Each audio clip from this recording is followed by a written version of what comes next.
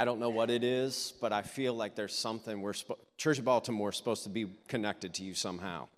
And so I invited you because I wanted to get to know you, but honestly, I wanted other people to hear your story and hear your testimony because I want them to know you. So I'm glad you came tonight. Sure.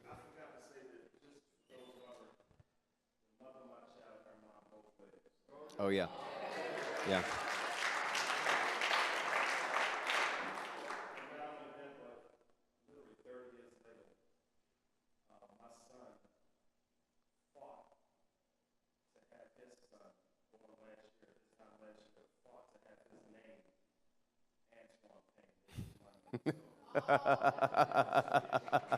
Come on. Wow. Praise God. Praise God. Guys, without further ado, I know most of you know him, but Dr. J, seriously, thank you so much for coming. Come on. He has a word for us, guys. He's been talking to me about it. It's good. It's going to be life-changing. Thanks, bro. Yeah. I'm not sure I can use this because it says it's Pastor Matt's stand. So I don't. Yeah, I know. Look at that. Oh, no, it works. That was great. Real honor for me to be here, and it's a privilege. I do feel like I'm very much family. Howie San, is my boys. He's helped me with the mic and everything. Good. We do at 8 o'clock have a ice cream truck. Kona Ice. I guess it's Italian ice or Kona Ice or Hawaiian ice, whatever that is. I don't know. Oh yeah, I'll probably have to have something. I'm allowed to sin like one night a year, and I'll do it tonight. Yeah. A couple things. One is, again, let me just say, first of all, to you, Julie, to the team, always a privilege for me to be here. I really wanted Linda to come. She hasn't had a chance to experience it really, but because we've been traveling so much, she's home. She was watching the Yankees win today. Yeah, I know that's not exactly what you want to hear, but it's all good. Yeah, sorry. We're from that area. But she sends her love, and I just want you to know what a privilege it is. She knows this, how much I love coming to this church. Since the beginning, I've absolutely loved it. To me, it's an extremely special place. So I'm the one who's privileged to be here. I'm the one who's really honored to be here. To our worship team tonight, what are you going to say? I think we should just give it up one more time for them, right? Yeah. Yeah. So I'm changing everything tonight. For me, the sure word of prophecy, the word of God, is extremely important. I always come out of it, whether it's a vision, dream, prophetic word, whatever. It has to run through that grid. And so for me, it's important. And I've been wanting to share what I was going to share tonight and this whole weekend, probably for about 8 months. But we're not going to do it that way tonight. I don't know if I'm going to do it. Probably not tomorrow, maybe Sunday. I'm just not sure how it'll go because it sets me back. I'm not used to that. I come with a plan, with a purpose, and that's what I like. I like to build, and that was the plan. But something changed over here tonight because I had a vision. I want to share it with you, really, to this church especially. And I'm given to those in many ways, but really, when this kind of thing happens to me, it's usually not like this, not in a service time. It's more of an intimate time. It's more of an alone time. It's just me and him out of his place. And so this is very different for me. And so that's why I'm going to go this direction. I think it came there. I'm in a lot of churches every year. You know, they have 52, 53, 54 churches a year, sometimes as many as 60. This could have happened anywhere. And this could happen to any church, especially on the East Coast, but it didn't. So for me, that means something. Something is purposely here. Something that I wasn't anticipating, expecting. I don't look for him to do certain things, even though I love when he does do certain things. If anything's the same for me, I can't stand it. I get bored way too easily. And it's probably my childhood nature still that hasn't really worked out, but I got to have it happening. And when it's here, you get him here, though. It's happening before you were here. He came in the building. I came in the building. It was happening, just the two of us. Always. Love that. Love that. So when, I want to just say a couple things. There's so many things I want to say up front, but I just want to say a couple things to you for you to notice. So when our God is anticipating, we really need to record this because I've got to write this down. I got to share it with some friends. So if you're some way of recording it, and I really want to spend some time out here personally. So after I'm done with this, click up your phones so we don't wear them out, and maybe you can get the prophetic word yourself. But we want to get everything recorded, of course. Whenever the Lord is restoring at any level, it's at an unprecedented level. He's not really restoring. He's absolutely beginning something we've never known.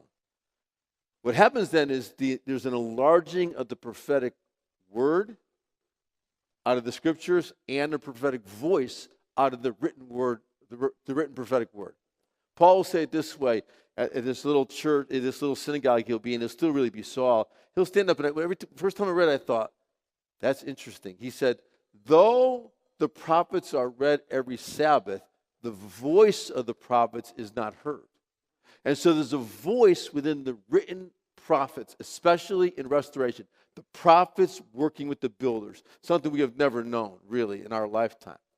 And so I want to share this vision with you because I think it's important to this church because it's something that's going to begin on the East Coast. It's already, in a sense, beginning, but how it came, very much inspired by our songs tonight. And so I'm trying to say just enough for you to understand that when I get any kind of vision, anything that comes to me by spirit, as you'll see after there's a prophetic word, however it comes to me by vision, by understanding, by knowing, any way it comes, it has to be run through the word for me. It has to be. Because there's so many voices out here, you don't really know who you're hearing, you don't know what you're doing. So it has to be written. So this is exactly what happened to me over here. A wind began.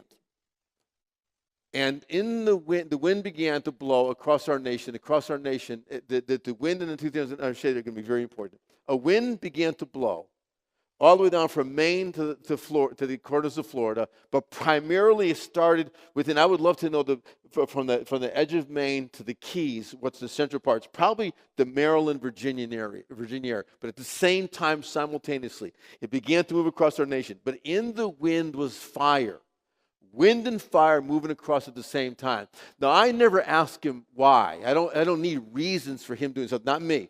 When he says something or does something or moves on me or whatever I know and understand, I don't question that. I just do it. It doesn't matter to me as long as I can find it in there. Now, I've got to share these things, though. The wind began first, and we sang a song up here that really began to be the inspiration of it because I love it. It's Ezekiel's Valley. Without a lot of Bible knowledge, and I don't want to be scholars, but what's happening there is it's about the people of God who are now presently in a judgment because of their condition. And Ezekiel sees them, and they're just literally divided, dry bones. And the Lord asked the prophet, can these live? And the prophet, like a good guy, says, only you know that. And so what he does is he immediately speaks to the four winds, and he prophesies to the winds for them to blow. When all four winds are blowing, it's what we know as this, a twister in a sense. But kingdom-wise, that is something that lifts everything up to God. I want you to know it was a picture of the condition of the people of God. They were dry, desperately dead.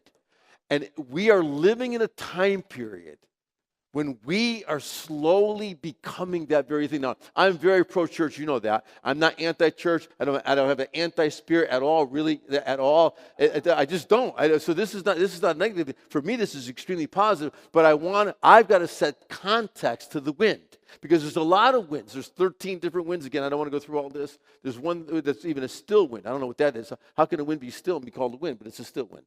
The wind I hate. Nothing's happening. Nothing's moving. We're just standing still. I can't stand that. So please hear this, though, because I think this word is to come to me here to encourage this church in particular with a fresh hope of what God is doing and about to do across our nation. But it's us, the church of the living God, that's the hope for the rest of the world. The church in the whole world, not just the United States church, certainly not just the Baltimore church, but that's what he said was so beautiful. It's really us. The only hope of it is with us. And we have desperately needed something from heaven. And really what's happened in this interaction with the prophet Ezekiel and the Lord is you speak to the winds and say, blow, winds, blow. And they begin to blow. And there's this rattling. But what happens, though, is the separated bones, which is the church in our world, begin to come together. And see, we just don't have that kind of unity. We were talking, you just would not believe that I could be in so many cities and not know the church down the street or another pastor. Only 2 cities in all this nation do I go to more than one church in that city. The pastors don't share me. I get it. But it shouldn't be that way. I'm not against them. I don't want, this is a place for no attitude tonight. We really can't. And I think the early worship by our great team up here set that tone, set that mode. And I think even with him being here, I think it was perfect. And he didn't ask me, he's leaving me 45 minutes to do what I do, and that's not a lot of time. But I don't care. This is not about me. This is us coming together, this back to church, whatever that really means. We're saying it, but I think he has something totally different in mind. And so the wind begins to blow, and now they become an army. We are not, I know, please just not fight theology with me. I don't do that. There's nowhere in the New Testament that we're an army. We're supposed to be a body, many members, one heart, one spirit, one passion, one preeminent Christ. Upon him, the Spirit of God was on him without limitation. It's supposed to be on us without limitation. That kind of demonstration has always been his dream. See, this is fun for me doing it like this because I get just to talk and add 75 weeks into one 20-minute thing, which is nice stuff. You with me okay? So the wind starts, and I was getting over there. I was just there in this visionish kind of trance-ish kind of just vision. And I love those things because I've just been one with him. The music was great. We were doing our thing. I loved it all. But then when the fire came on, it meant a whole different thing to me. The wind came first and the fire. So the wind and the fire blew. Now, I know from watching the fires out on the West Coast and being out there, that's a dangerous thing when the wind and the fire are together. It's a consuming thing that's negative. But I want you to know something about this God in this kingdom. Super positive. All the time. Even if he's shaking it down like he's doing now. Super positive. Now, the fire comes from a different place. You okay? Fire comes from a different place now. And it's interesting, though, because I've been very much in when I can and where I can talking about the spirit of Elijah, which precedes his appearing. Not a revival, not a refreshing, not a rebuilding, but his appearing. And I want you to know when that man appeared on the earth, it was Emmanuel, God with us. We have never known anything like that.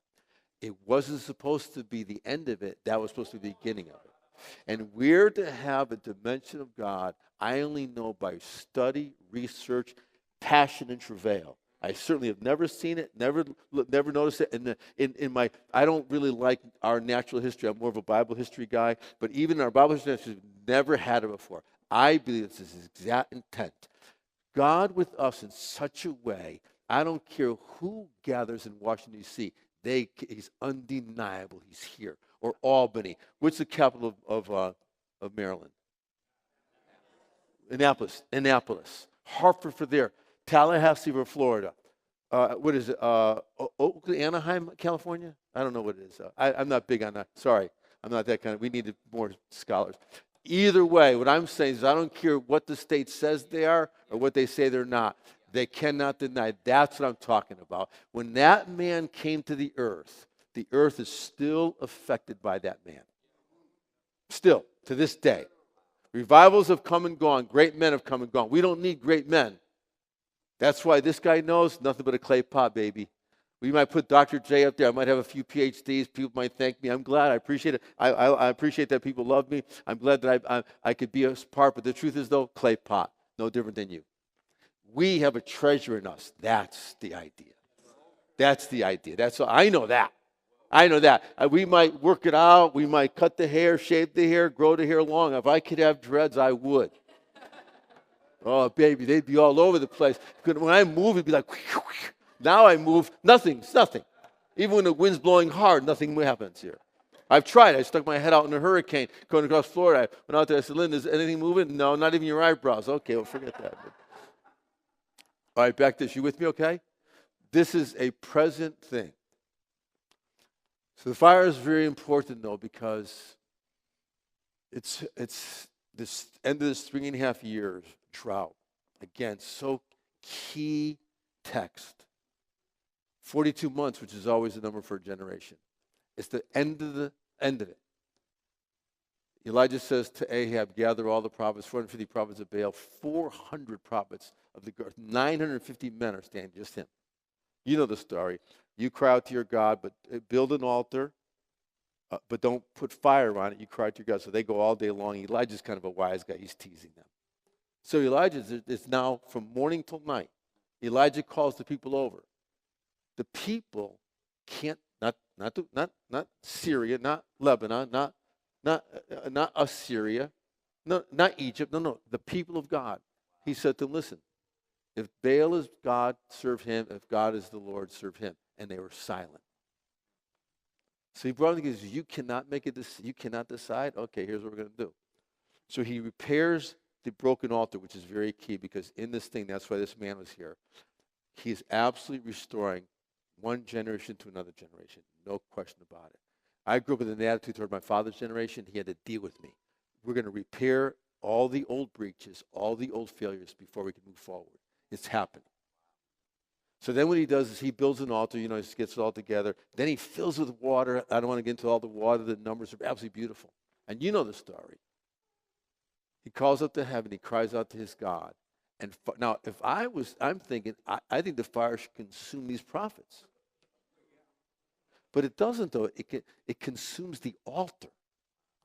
Not only the bullock, not only the wood, but the water, the entire thing and the stones are all taken up. You know what the people said? Yo! The Lord? Yeah, he's God. So here's what I realized, though. A couple things take place. What the fire does, and the reason we are to live sacrificial lives.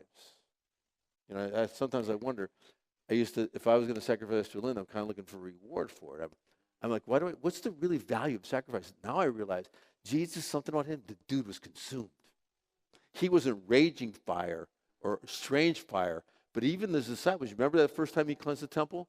They all said, woo, the zeal of his Father's house has consumed him. This Jesus was just on fire. They couldn't beat it out of him. But that's what I'm looking for this young generation. I'm believing it. My generation's not certain if we got the energy for this. I'll tell you what, I don't know about that generation, but absolutely. So here's what happens, though. The fire comes down, consumes it, and the people make a decision. So simultaneously, the broken body comes together. And the people, because we're living in a day, you're the positive part of the church. But our mainstream church really isn't sure he is who he says he is. So I thought I had the responsibility as a pastor first to correct you. No, Jesus didn't even come to do that. He came to reveal him. And in the revealing of him, the people knew for sure, you are from heaven. Even Nicodemus said it to him, who didn't believe. So I believe this is about to take place. And as I was standing there watching this wind and fire begin to move, by the way, east to the west is another key thing. Again, like I said, Jesus said this. He says, as the lightning cometh from the east to the west, so shall the coming of the Son of Man be. Second coming, fine, I'm good with that. But I don't think that's it. We have to have him in ways we have never had him before.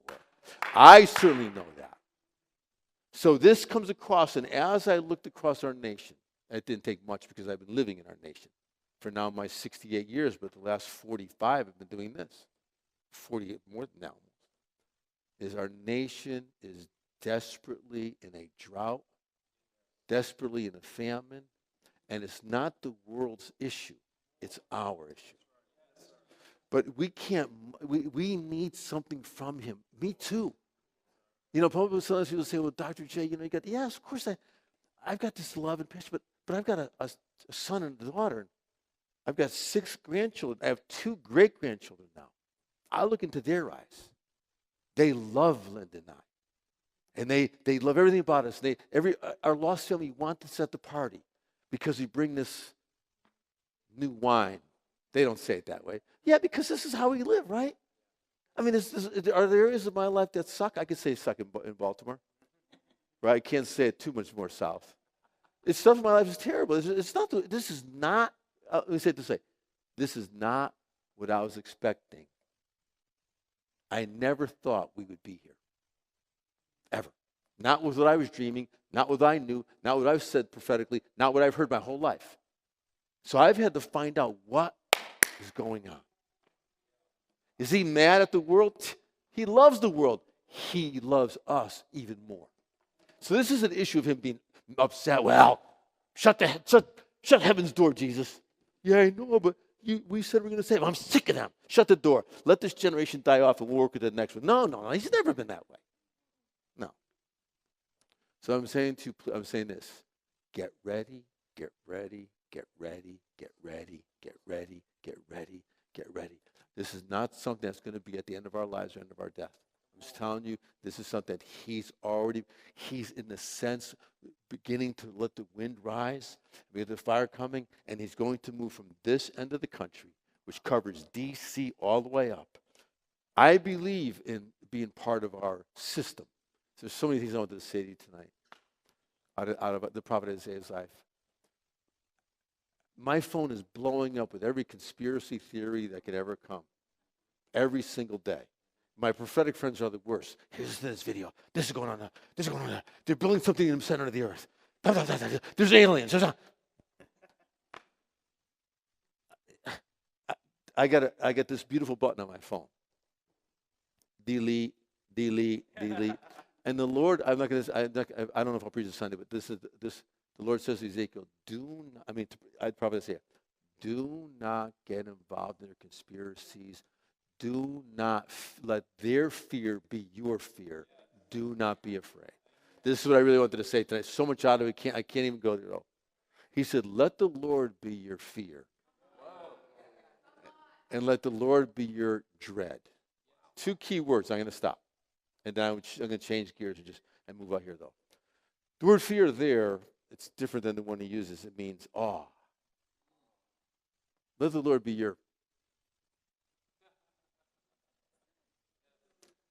Come on. Can I do some quick history? We don't know what to do. What are we going to do? That's right. I'm going to deliver you out of the hand of the Pharaoh and out of the hand of Egypt. Yeah, but we don't have any weapons. Watch. 10 never seen before demonstrations of power. And Pharaoh finally says, get out and take everything with you. Now, if it was Italians, we would have took the pasta, dough. But they were Hebrews. They took the gold, the silver, and the precious stones. Man, they tucked them in their diapers, grandpa's little panties. And they just came out like that. So, he sent the east wind that night, blew that Red Sea open. You know the story. That's this awesome God. Joshua the priest step into Jordan. Does he do repeats? Is he going to open up the Jordan? No, he doesn't do repeats. This God loves to do something he's never done before. That's what I want you to expect. And that Jordan just stands up all the way back to the city Adam. Ask Elijah. How does Elijah know he's going to raise a boy from the dead? Never happened before. Because this Elijah believes, you know what? Hey, this is a God who likes to do something he's never done before. Can't we even consider that in our lives? He just might want to do something he's never done before. Elisha does twice as many. 9 miracles with Elijah, 18 with Elisha. How about Shadrach, Meshach, and Abednego? Sometimes I wonder, I'm really looking for him to show up. You, areas of your life? I learned something with those 3 guys. Because I would have thought, if I don't bow and I don't fight and I'm the only one standing for you, I think you should rescue me before I get to the fire. I mean, I'm thinking you're going to rescue me. I'm thinking all the way there, they're thinking, now's a good time. But he doesn't. He waits until they're in the fire. I mean, and then you know what happens. We sing a song of it now, though. There's a fourth man in the fire. It's one of my favorite songs, though. He was there. Even the smell of smoke was not in them. Are you kidding me? I get 10 feet to a fire. I stink like smoke. So I'm just saying this to us. I think this is a moment, especially for church at Baltimore. I think I've had this here, certainly for me, but for us tonight. Because I could have had it in New York. I could have had it to several churches right in D.C. It was here, though, for us. Because I think the Lord wants us to know that we can anticipate him doing something that will utterly change our world. I'm not sure what will happen in this October or November. I guess October is a scary month pre-November. I don't know what's going to happen in November. I'm going to do my job. I don't do politics. I don't talk politics. I don't really care about that. I stand as a watchman. I stand as a priest. That's the important thing. And I do my vote, and I get involved in my community. I don't know what's going to happen. But I know this. Whatever happens, this is the God who's about to release wind and fire simultaneously across our nation. And listen, I want you to know, it goes across Canada, and I waited over there and it covers just a portion of Mexico, because I love Central America and South America. I love those people. And so I was waiting to see it move south. That didn't happen. So I don't know how that's going to go.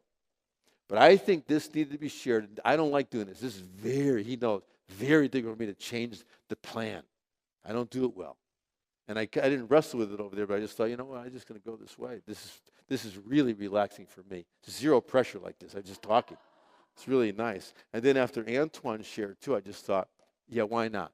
I think that this weekend is not just another time we planned to have some kind of event. I don't think so. I think this was a destined thing of the Lord to let us know.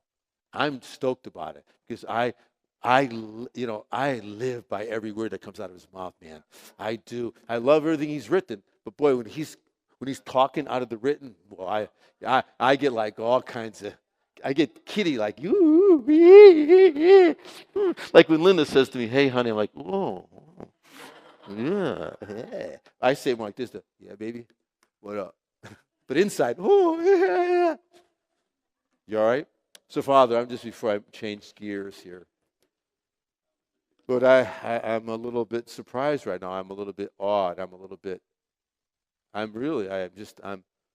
taken. I'm laid prostrate. If I was home right now, I would just be laying on my face. I know text, and I love our written word, and I love our history. But I can't take history and make it present. Only you can do that. Only you can take a yesterday word, or a word out of the prophet Isaiah, or out of Malachi, or out of the prophet Ezekiel, or Daniel, or Hosea, or Joel.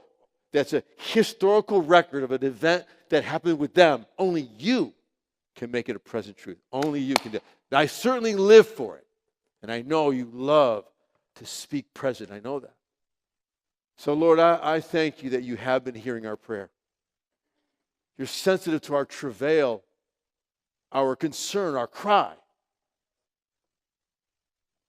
So, Father, we thank you for the wind and the fire. Lord, let it be so consuming that we, your people, will say, no matter who we see or what we see, the Lord, he is God.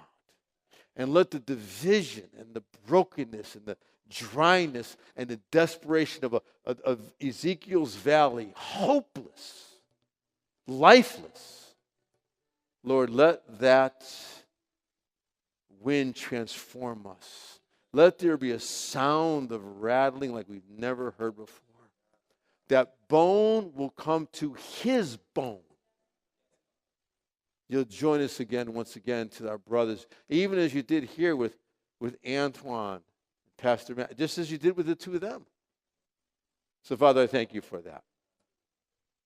Thank you for that. Thank you.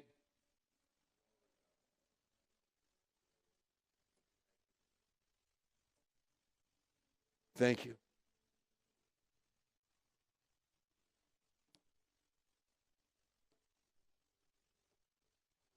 I know this about this is divisions for an appointed time.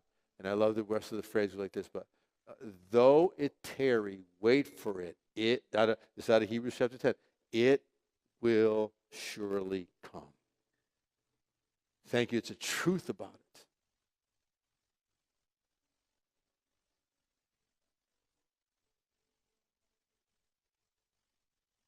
Thank you for that.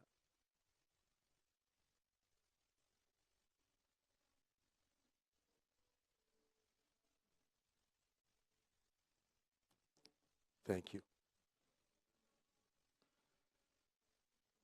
Beautiful. Just to encourage the worship group, please don't think that the practicing, the laboring, for all of us too, sometimes it feels like if we're doing what we're supposed to do, it's just in vain. What's the value of it? I just want you to know, though, without us realizing, every single day we choose Him, every single time we choose Him, every time we just kind of deny ourselves, even if it's in the smallest thing, it's something that draws Him. It's something that's recognized. Something's happening in us every time we do. There's an exchange. The last thing anyone needs is J. LaRue. J. LaRue is absolutely no value at all. But this Christ in J. LaRue, that's the key. And He's in every one of us. And I'm thankful, and I so appreciate Him honoring. I don't know how many times. I don't know. Who knows how many times you sacrifice? But I do know when I didn't. I remember those.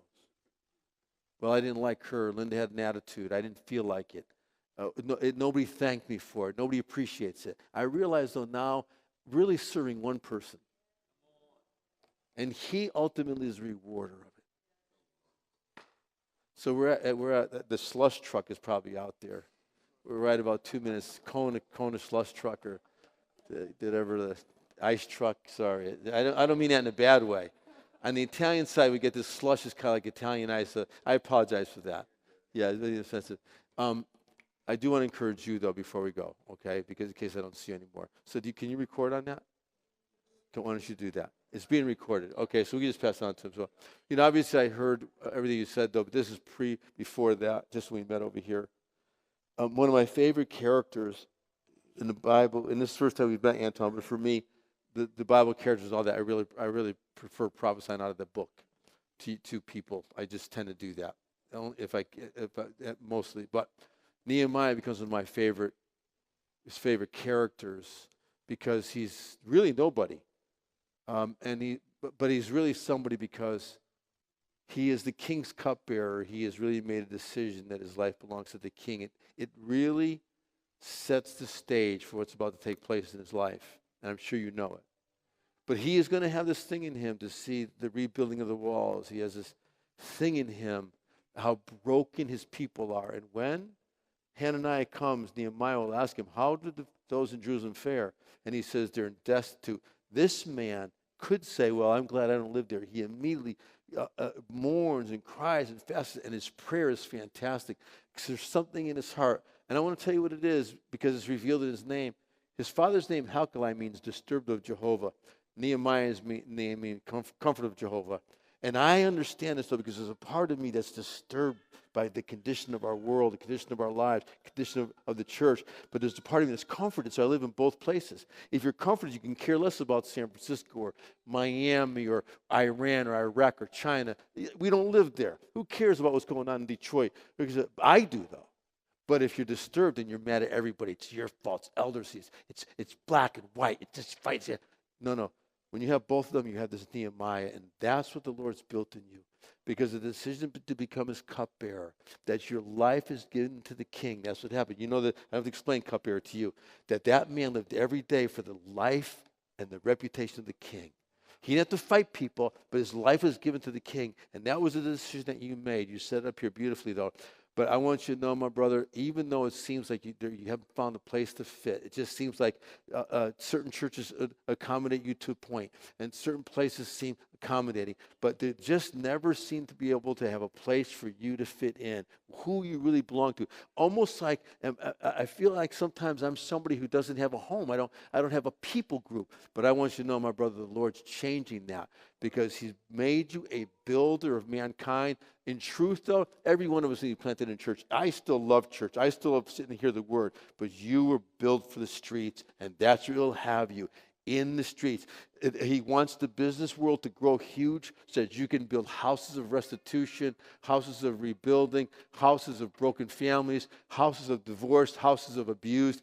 And they'll run in there and they'll stay a year, 3 months, 6 months to go through a process of healing for restoration. You might move into another house. These will literally be your houses. But you'll run it this way, and government will grant that your money will come in. You'll be able to work through certain things to get the money. Men who had no life, women who had no life. That's how He's going to be a builder, not only of buildings, but of people, both simultaneously. So that's hard sometimes because it's a lot of work, a lot of stretching, but that's how He's built you. But what the idea, though, is He wants you, when Nehemiah gets there, he does something that I love. He's not going to do the building, and the Lord will give you this plan. What He knows is that restoration is a family thing. So every family, from the father to the youngest person, are all there. They all have weapons. They're all watching and building. That's why restoration is a generational thing. Isn't this beautiful with me here? I have grandchildren, 4 grandchildren that are older. I'm good. Thank you. My mouth is fine. No, it's just dry because I've been talking so much, and I want to stop talking because the slush truck is here. Thank you, though. I didn't know if that was cold enough, so I needed it warm. So you're going to begin to see the Lord really begin to build it. Maybe it's here. That's great. But He's going to find a place where you're so comfortable because you fit there. You're part of a people group. Not saying that you're not now, though, but it's always been a problem.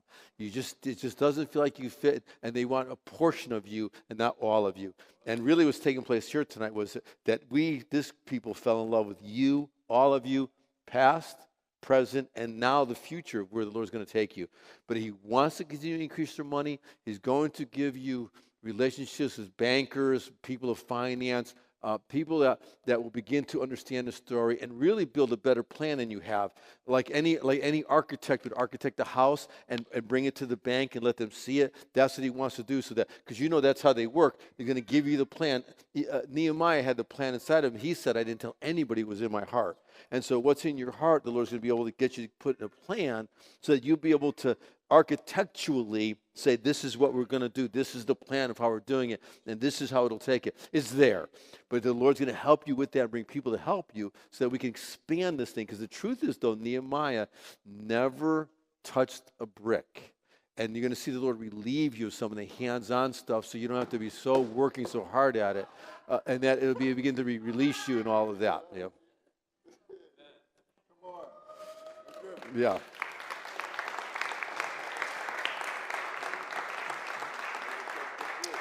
So I don't want to keep going, but everything about the book is very, very important. Not so much the latter parts of it. When Ezra comes and all this, that's not really the parts I'm looking at. It's really those early, the first to the 4th chapter, the things. Even the way he handles the threats of the enemy. He doesn't give it. I love him because he doesn't answer anything. He has this incredible strength to turn the people to the Lord, to turn their eyes up. And they're living in a time period, there's no walls. I mean, they're very vulnerable, but he doesn't see that. And so this is the strength that the Lord's put within your life, that you're not moved by that. I certainly am not moved. The spirit of the age, spirit of Antichrist, all this voice out here means nothing to me. So temporal, I could care less. I've got a voice to another place that all I care about is what's coming out of his mouth and what's in his kingdom. That's all that matters.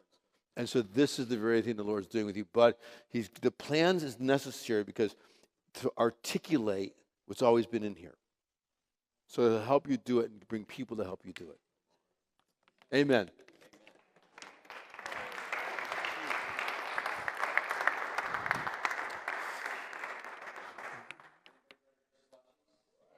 Yeah. I mean, that's it. Wait, listen again, though. But that's who is Has this been, I think, though, that we should realize that. Maybe, how many times is this our third time doing this? No, it's the second. It's like, I think we came last year kind of like, let's pump it up and hallelujah and hoorah, and even this time. But I think we should really understand something.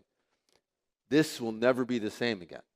And when we plan this, whether I'm here or not, though, I think we should come with an expectation. The Lord wants to continue advancing us and advancing us forward and moving us forward. Who knows? By the time we get here, maybe this fire and this wind will already be somewhere around the Mississippi or farther out, though.